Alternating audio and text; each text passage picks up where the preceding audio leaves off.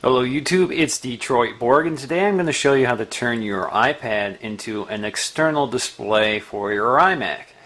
Now the first thing you'll have to do is install an app called Air Display, and you can get this from the iTunes Store. Once you've installed Air Display, go ahead and launch it. Once the app launches, I'm given instructions to install the server onto my Mac.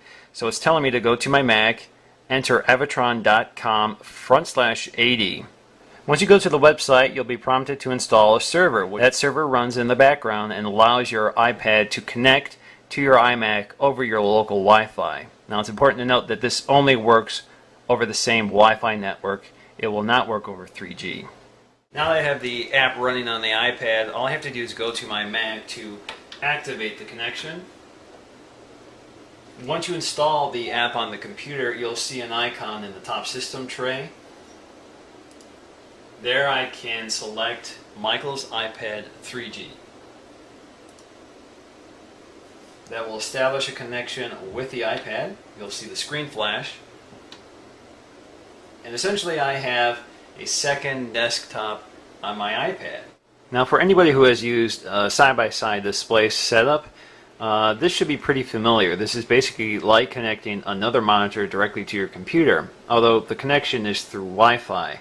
And all you have to do is drag Windows to this display. So let's go ahead and drag my email right here and slide over. Because the iPad is a touchscreen, this essentially gives me a touchscreen external display, which is kind of neat. But it is limited. It's not like having the touchscreen functionality on your iPad running its native apps. All you can do is basically click or select, and it's a little clumsy. Of course, you can just use the mouse like you would on an external display. But if you really wanted to, you can go ahead and select with your finger. You can move this around. Unfortunately, you can't pinch the zoom or your scroll. Even multi-touch doesn't work.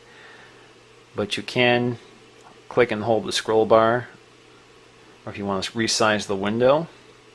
So this frees up my desktop, allows me to keep an eye on my email while I'm doing something else that's filling up the screen on my desktop.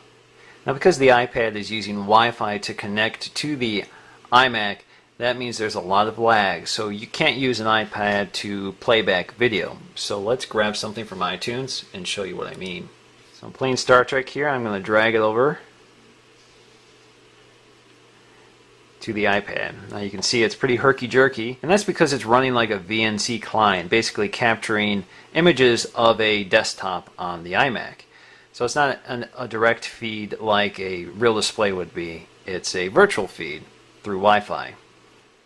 So once again, that's Detroit Borg with a demonstration of how to turn your iPad into a secondary display. Thanks for watching.